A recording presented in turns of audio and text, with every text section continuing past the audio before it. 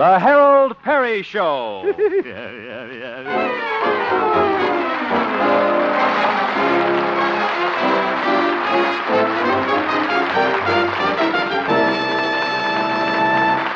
And now, Harold Peary as Honest Harold the Homemaker.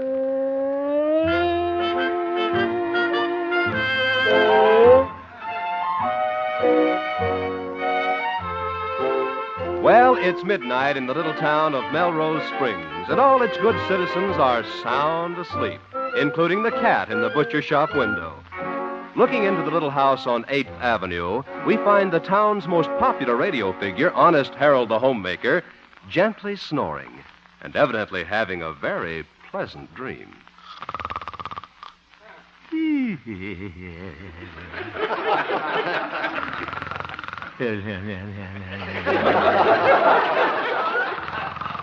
Oh.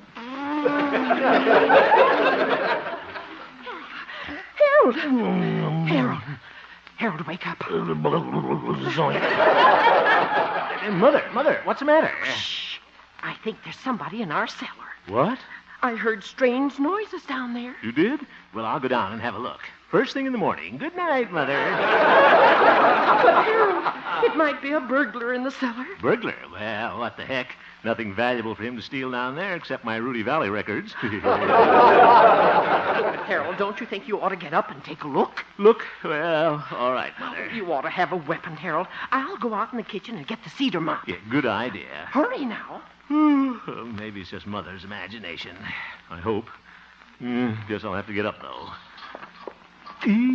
Floor's cold. Now, where are my slippers? Yeah, just feel around for them. Here's one slipper. Fits kind of tight. It's got crumbs in it. It's my box of Girl Scout cookies. Here they are. Just slip into my robe now. Are you ready, Harold? Yes, Mother, I'm coming. Come on. Now we'll go to the cellar door and listen. Yeah, all right. Now let's tiptoe. Huh? Harold. That rustling noise. What is it? Me, you put too much starch in my pajamas again.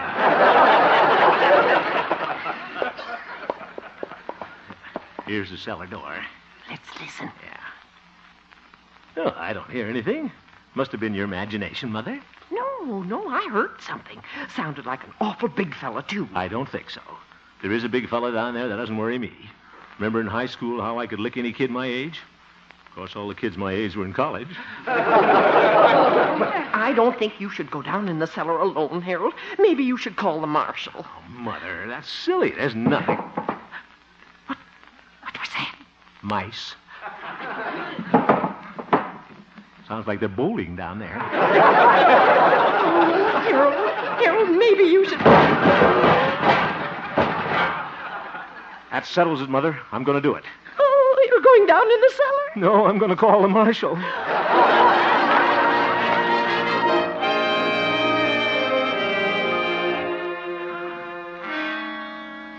I hope that prowler doesn't come upstairs. So do I. But don't worry, Mother.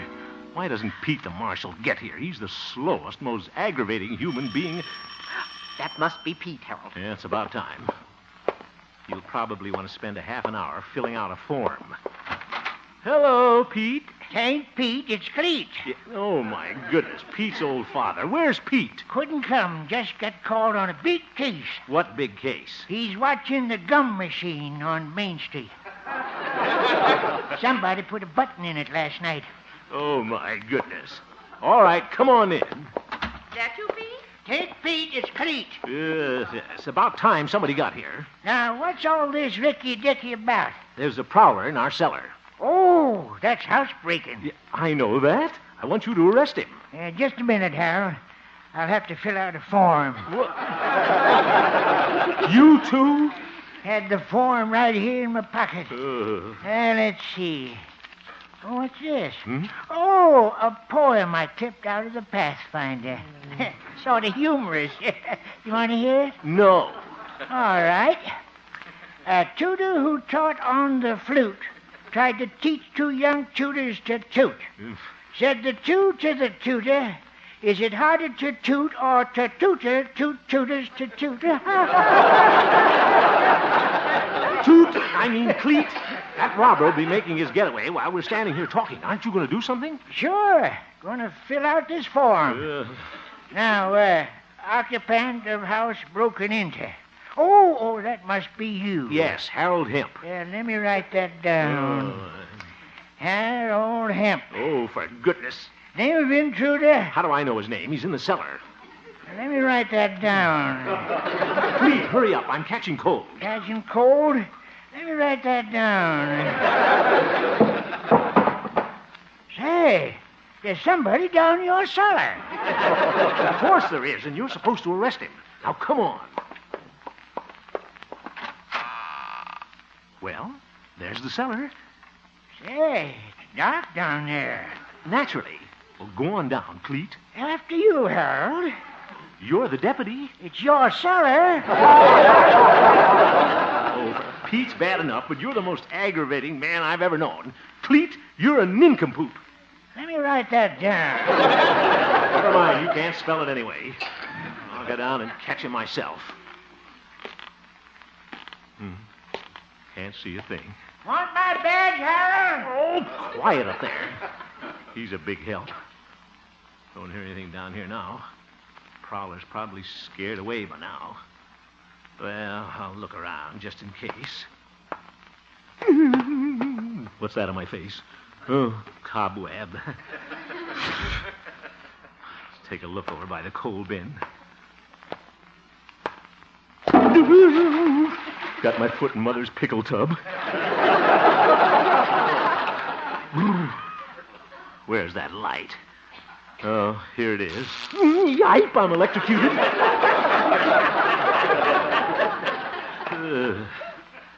Well, I guess there's nobody down here. I'll go on. Oh, somebody whacked me in the shins. Where are you? Oh, that wasn't in the shins. Why don't you fight fair? I got him. Little fellow. Maybe he's a midget. There's a circus in town. I can handle you. Slippery. Come on, Shorty. We're going upstairs. Come on. Up you go.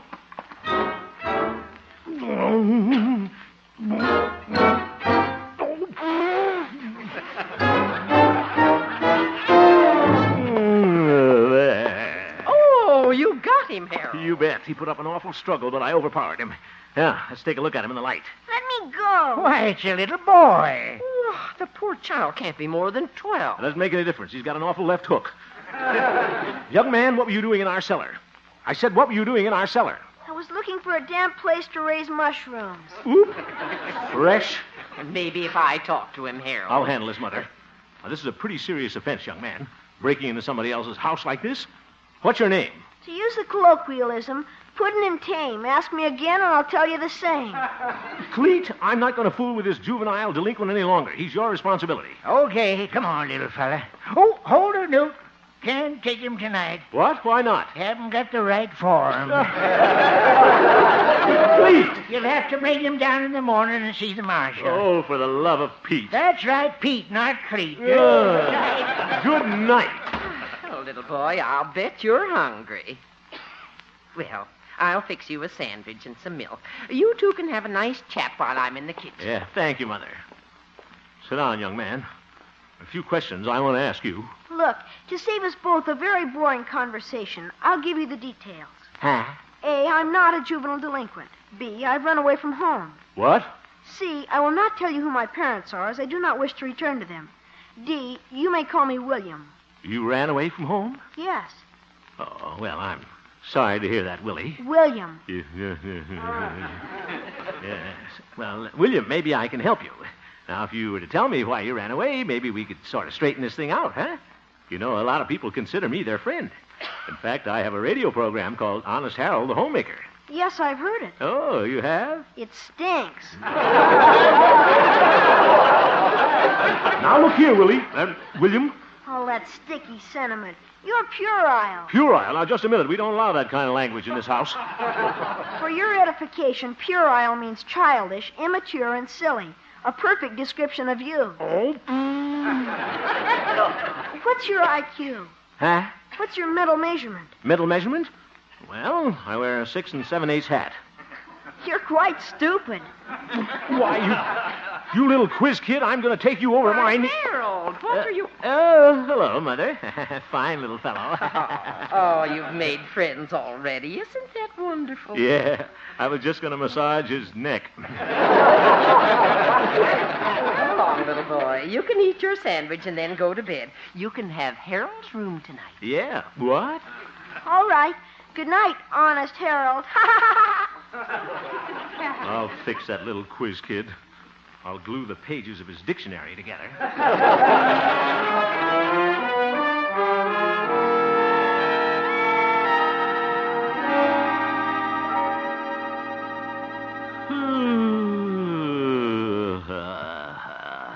Harold? Huh? Oh, yes, Mother. Aren't you asleep yet? Sleep? How can I sleep on this lumpy sofa? I look like a waffle in the morning. That little boy isn't asleep either. Good. Well, Harold, why don't you go in and talk to him? He probably feels lonesome in a strange house. Mother, I'm not going... Say, I could put those cookie crumbs in his bed. Coming, Mother. You go in, Harold. I'll wait outside. Good idea. Hello, William. Oh, hello. Look at that little prissy pants. I'll fix him. Mr. Hemp, I hope I haven't inconvenienced you. What? I appreciate you letting me have your room. You do? Well, he's not such a bad boy. It's really quite decent of you. Oh, that's all right. Swell kid. I guess I just didn't understand you, William. Oh? You know, once in a while, we grown-ups forget that we were kids once ourselves. Because I was a little different from you. I was more of the fun-loving type. You were? Mm-hmm. Yeah, when I think of some of the pranks I pulled. Like the time in the 3rd grade when I fixed a bucket of water over the door and the principal walked in. His toupee floated way down to the gymnasium. Yes, and then there was the time that... Well, what do you know? William's asleep. Look at him. Funny how innocent all little kids look when they're asleep. Poor little fella. Ran away from home, carrying that big dictionary. All alone now. Shouldn't have been so harsh with him. Gosh, he's sleeping like a baby. Sweetest little fella, everybody knows. Don't know what to call him, but he's mighty like a rose. Looking at his mammy with eyes so shiny blue, make you think that heaven is coming close to you. When he's there sleeping in his little place, think I see the angels looking through the lace. When the dark am falling, when the shadows creep, then they come on tiptoe to kiss him in his sleep.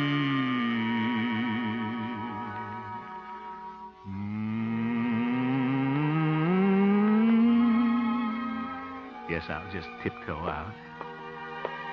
Turn off the light. Is he all right, Harold? Yeah, I sang him to sleep. Oh, isn't that sweet? You know, Mother, I made up my mind. I'm not going to turn that fine young boy over to the marshal. He's going to stay right here with us till we find his parents. Oh, I'm glad, Harold. Oh, Mr. Hemp. He's calling you, Harold. Probably wants me to sing an encore. I'm coming, William. Oh! I'm soaked! How amusing. The bucket hit you right on the head. Why, you little imp, I'm going to turn you over to the marshal. I ever get this bucket off my head. And that isn't all. I'm going to report you to Hopalong Cassidy.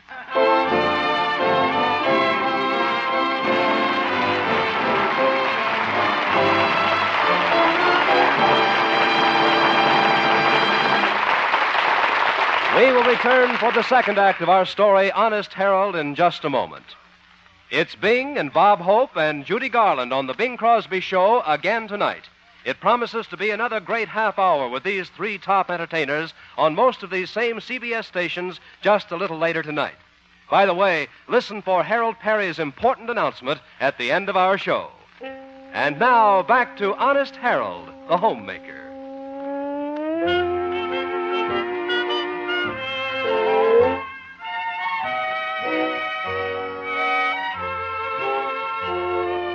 Well, Honest Harold hoped he could win little William over with kindness, but a bucket of water dampened his hopes, and also dampened Honest Harold.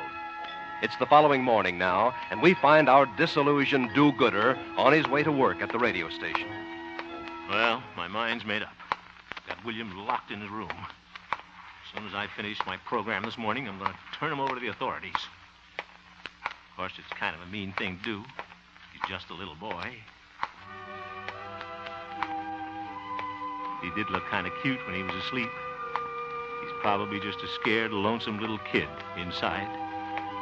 Maybe I ought to give him another chance at... Nope. Why should I get sentimental about him? That fresh quiz kid. That bucket of water was a sneaky trick. My bathrobe shrunk so much I'll have to use it for a smoking jacket. Good morning, Station KHJP. Yes, I'll tell him. Goodbye. Oh, good morning, Harold.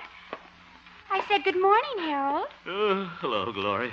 How do you feel this morning? Oh, I feel fine. Well, you ought to notify your face.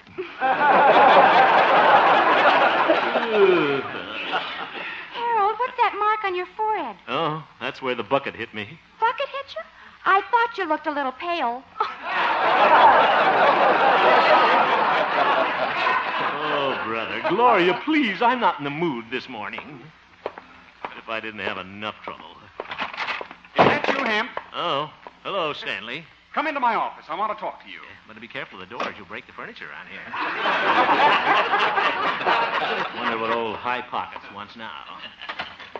Sit down. Yes, Mr. Peabody. Not there. That's my chair. Oh, excuse me. Should have known it was his chair. They both have skinny legs. What's this I hear about you taking in a runaway boy? I didn't take him in. He took... As station manager and your employer, it's my duty to keep you from making a fool of yourself, if that's possible. Oop. I also have a responsibility to the owner of this station, my uncle, Mr. Aloysius Carruthers. Name dropper. Hemp, just what do you intend to do with this juvenile delinquent? Well, Stanley... Quiet! I am talking. I suppose in your usual blundering fashion you're going to do the wrong thing and get yourself and this station into a lot of trouble. But, Stanley, I've decided... Quiet! I'm just trying to say a few words. A few words? It's a filibuster. If I know you, Hemp, you're just the kind of soft, sappy sentimentalist who will want to keep this boy at your home. But, Stanley... Now, if this little ruffian is turned over to the law, properly punished, he still has a chance to grow up to be a fine, normal man. Like me, for instance. Grow up like you. That did it. What? The boy is staying with me. Hemp, you're acting awfully strange about this. I think there's something rotten in Denmark. It's a lot closer than that. See you later, Stanley.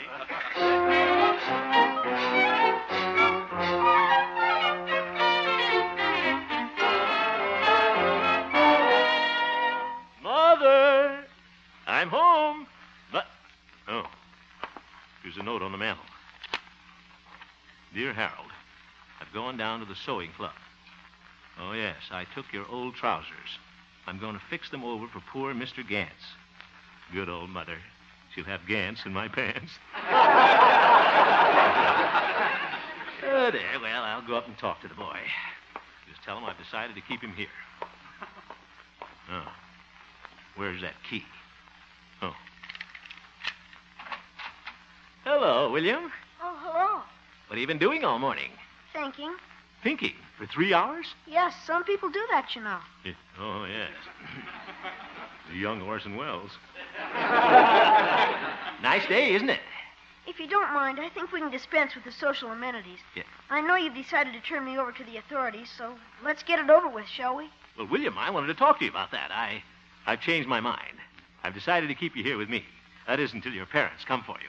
Are they coming? Well, I told my listeners all about you on my radio program this morning. I imagine your parents will hear about it. Oh, yes, I suppose they will. And another thing, William, you're not going to be locked in anymore. They'll put you on your honor. I know you won't run away. Oh, you do? Yes, sir. I believe that if you treat children fairly, show them that you really trust them, they won't let you down. Uh-huh. And do you know what I'm going to do, my boy? I'm going down to Doc Yancey, the veterinarian, and get you a little puppy. Now, how would you like that? Oh, yes. Are you going right now? Oh, yes. There'll be nobody home. And I'm going to leave this door unlocked and the front door unlocked. Why, if you wanted to, you could walk right out of the house. But I know you won't. Mr. Hemp, where is the highway leading out of town? Well, I believe it's 2 blocks down the street. Yes, you can't miss it. There's a big gas station on the corner. Thank you very much. Oh, you're welcome. Well, see you later, William. Wonder what he wanted to know where the highway was for. He couldn't be thinking of running away. No.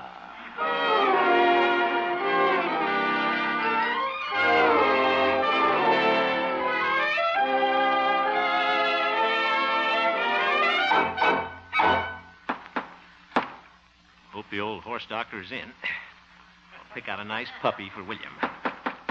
Come in. Well, hello, Harold. Hello, Doc. Yeah, what are you doing? I'm giving this dog a haircut. You're next. Yeah. Very funny. Doc, I want to talk to you about a puppy. Okay, Harold. As soon as I finish trimming Pierre. That dog's name is Pierre? Well, what do you expect him to name a French poodle? Oh, Houlihan? Go on, say hello to him, Harold, or he'll feel slighted. Oh, for heaven's sake. Hello, Pierre. Oh, that's no way to talk to a French poodle. What? No, listen to me. Bonjour, Pierre. Parlez-vous français? Oui, oui. Did you hear it? He said oui, oui. Oh, my goodness. Now, is that short enough in the back, Pierre? Oui, oui. Doc, I'm in a hurry. Awful smart dog, this Pierre. You know, I just taught him how to eat American dog biscuits. Huh? Caught on like a flash. Why, he ate 2 boxes before I could finish one. No wonder they call you Doc Yak Yak. Look, I want to buy a puppy. You do? A puppy for you? No, it's for that little boy that's at my house. Oh, that young scallywag still there? Oh, I thought you were going to turn him over to the law. I changed my mind. I'm keeping it at my house till we find his parents. Well, Harold, you're an honest boy, but sometimes you're a little too soft-hearted. What do you mean? Well, if that boy should run away, you'll be in a peck of trouble. He's not going to run away. That's the trouble with this world. Nobody trusts anybody anymore.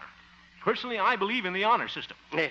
When I was in veterinarian college, they tried the honor system on us. Oh, how'd it work? Fine. The teachers had the honor and the students had the system. So, if you want my advice about the boy, Harold... Doc, all I want from you is a puppy. All right, if that's your attitude. Pick out any one you want in the other room there. Thanks. You're welcome. But I still think you're acting like a lame brain. Don't you, Pierre? Oui, oui. Oh, go back to Paris.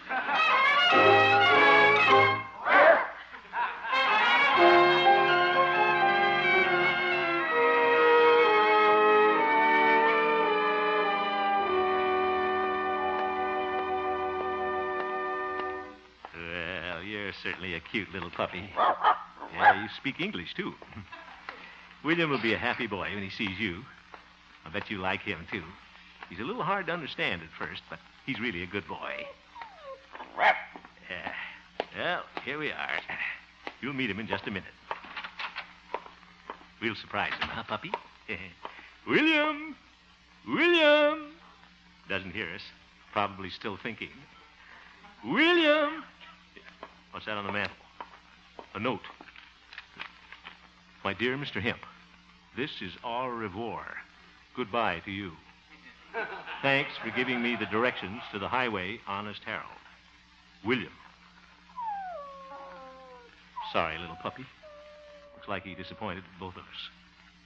I thought you two would have a wonderful time together. I thought a lot of things, but I guess I was wrong. I just had the idea that if you showed a boy like him some kindness and understanding, that... Hello, Mr. Hemp. William! I got as far as the highway, and then I found I really didn't want to go. I didn't want to leave my friend. Your friend? Yes, you. I also want you to know that when I ridiculed you for your sentimentality, I was wrong. I must admit that I find sentiment a very necessary emotion. You see, I'm not used to it. Our family has always been somewhat, well, sophisticated. Oh, I see. Well, anyway, I'm glad you came back. Oh, here's a little present for you. Here, take it. Thank you. Thank you very much. Yeah. Look, he's licking my face. Yeah. Guess he's sentimental, too. My, he's cute. Yeah. Come in. How do you do, Mr. Hemp? Hello, William. Hello, Father. Mr. Peabody at the radio station gave me your address, Mr. Hemp. I want you to know I appreciate what you've done for William. Oh, that's all right. Look, Father, I got a puppy. Oh, yes. I didn't know that you were so fond of dogs, William. Well, I've never had one before. No, that's right. I'm sorry I ran away. Oh, that's all right. I think your mother and I know now why you did. We love you very much, William. After this, we'll try to find more ways to let you know it. And Mr. Hemp, there are a lot of things I'd like to say to you, but, well, thanks very much. Don't mention it. Huh? Shall we go, William? All right. Goodbye, Mr. Hemp. Goodbye, William. You may call me Willie. Oh, well, thank you. Goodbye, Willie. Nice people. Gee, I feel good. Think I'll go down and try that water bucket trick on Stanley Peabody.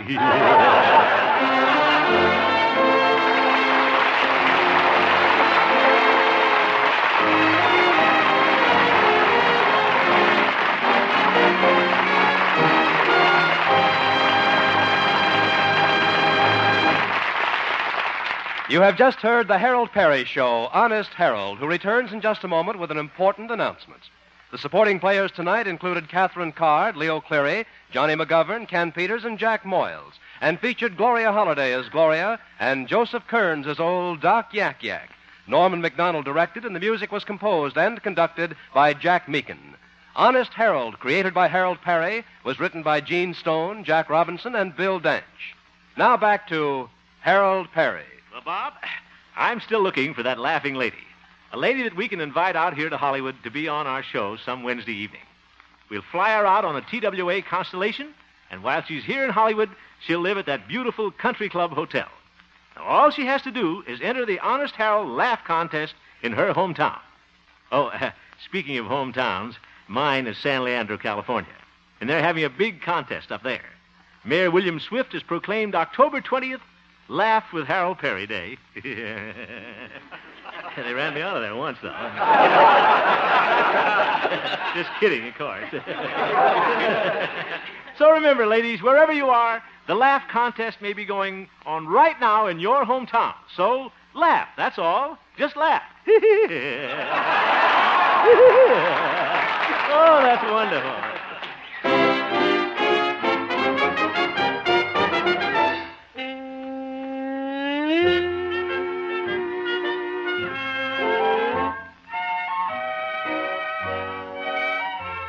Stay tuned now for The Bing Crosby Show, which follows immediately over most of these same CBS stations. Oh, that's a good show. This is Bob Lamont speaking. And this is CBS, where you thrill to suspense every Thursday evening. The Columbia Broadcasting System.